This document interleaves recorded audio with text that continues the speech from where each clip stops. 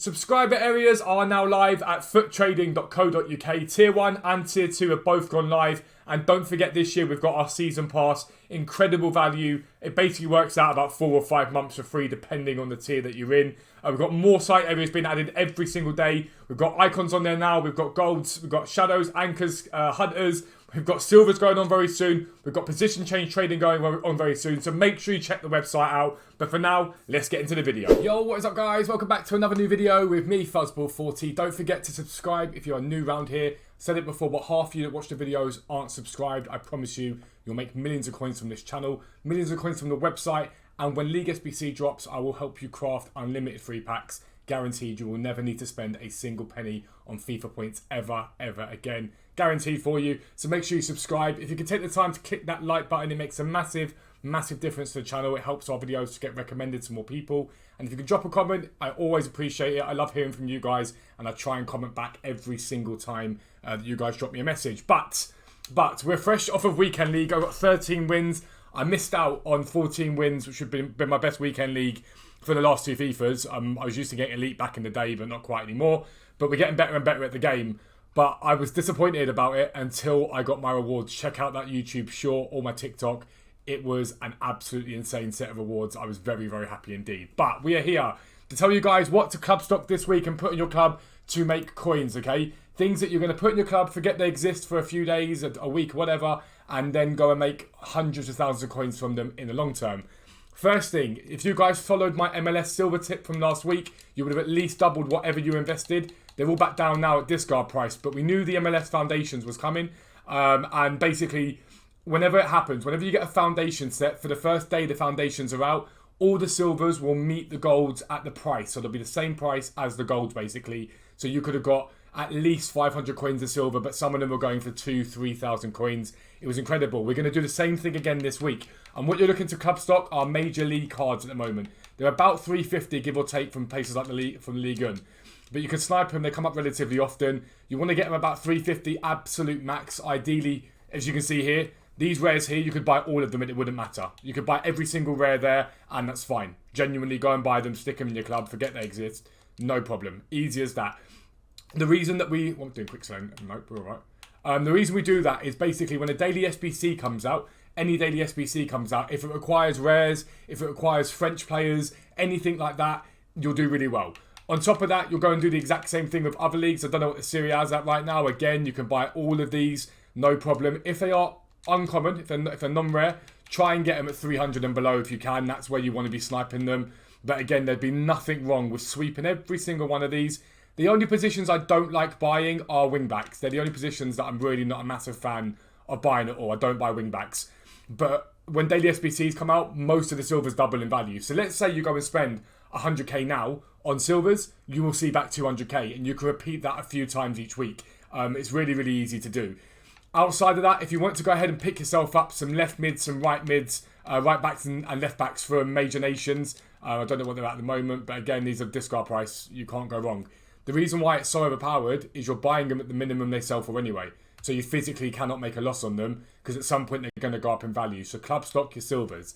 Now, let's have a little look at the team of the week. And this week's team of the week looks half decent. I'm going to put the full list into the Discord for you guys. For the website if you're a website subscriber. But my advice to you guys is to go and check out other players that are rated, whatever the ratings are, and see what they sell for. And that will give you a rough idea of what to buy. If you are a website subscriber, I do it all for you. So don't worry, it will all be there. You guys will have everything you need, exact prices to buy at and whatnot. But you want to have a little look at all the cards and just go, right, what are these cards selling for? What are similar cards selling for? What does 84 team of the week sell for? And then you want to go and buy at least one of each and stick them in your club, basically. Again, Silas, discard price. Vicario, discard price. Lundstrom, discard price. These are no-brainers. Buy one, stick them in your club. There's an investment that I've gone heavy on. There's two investments, in fact, that I want to go on alongside one of them. Again, I think I'm going to put that on the website, but I'm a little bit worried that if you all go and do it, it will cause problems for everyone. So I'm umming and ahhing. But these are the things to think about realistically, because team of the weeks, if we've seen it before, for example, if we have a little look at Mount as our team of the week option, he's at 21k right now, right? And when he was basically in packs and he got to the low point, which was a Saturday at 15, he climbed all the way to 21k. 86s probably still have a bit of movement to rise in them if we get a decent SBC that requires Team of the Week, something like that hero pack, for example. They could see a nice, decent bounce without a doubt. But that's the sort of rise you're looking at if you're buying these cards. So obviously when you look at Thuram, who's 21k, is he the best buy? Arguably not, but if you can get him sniped slower than that, I don't think you've really got any massive risk involved in that. Not Thuram, Vlahovic is who I meant. They're not bad. They're not bad at all. Let's have a little look at the Rule Breakers team though. So we did Team 1 the other day. I will go over that quickly in case you missed that video, but this is Team 2. And I want you to take a little look at the cards that are in Team 2 and the values of them, okay? Team 2 was a lot more spenny overall in terms of there's a few less discard price Rule Breakers at the moment, but obviously we've still got the mini release to come tonight. Tony was a great trade for me. When he first came out, I picked him up at 65 and sold him at 78. I sold a few of them. He's now down at 40k. This card out of packs could do brilliantly. Could do absolutely brilliantly. 40,000 coins for that card in the Premier League. It's not many coins at all. And I wouldn't be surprised if once he's out of packs, we see Tony get up to 50, 55, maybe even 60k because it's a superb card. Smith Rowe, I'd be a little bit more careful with his 65. Again, Estupinan is a usable, very usable left back from the Premier League. Crap nation links, if we're being entirely honest. But he's 13k. If you can get him 12k, put one in your club and leave him there for now without a doubt. Meunier has climbed a little bit from where he was, but again, 13, 14 should be relatively achievable. I wouldn't be too much of a risk with that. You've got a Villa down there as well. These are the cards that you want to be looking at as much as possible when it comes to sort of guaranteeing yourself profit.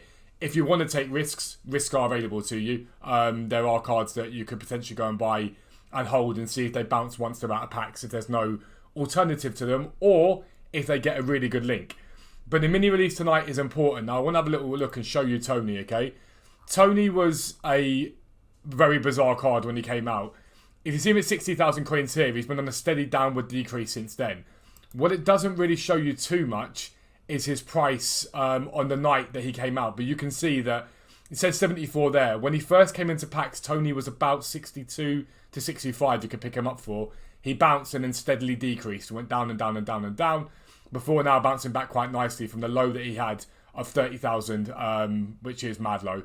And that was, as always, with Weekend League Rewards, they always dip in price. Tonight, we're going to get 3 more cards, I believe, for Rule Breakers. I'd be very, very, very keen to see what cards do. I know Marino's going to be one of them. Again, compare them to other cards. So Marino's going to look very similar to something like Marcus Llorente, right?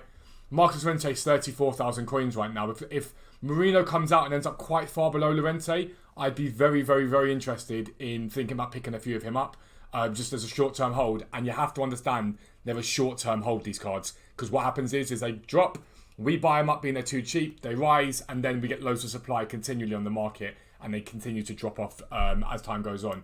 If we look at Rule Breakers Team 1, we'll have a little look at, trying to think of the best one to look at here, probably Bonucci maybe.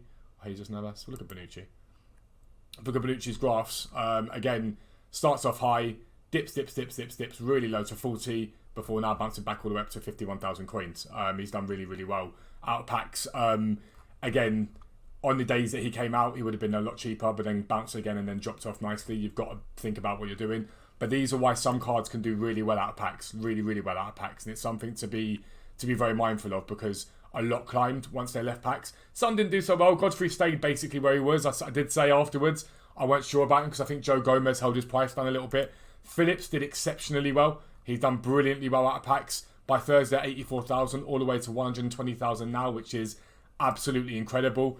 Some of these cards, when they go out of packs, I'll be buying to hold them and sell them on. But that's what I'll be looking at tonight. Club stock your silvers, club stock your team of the weeks, and club stock your rule breakers. If you're looking for short-term trades, the new rule breakers that come into packs would be fantastic for that. They'll be really, really good for that. And just keep an eye on content. Whatever you do, keep an eye on content. Link investing has done quite well in places this year.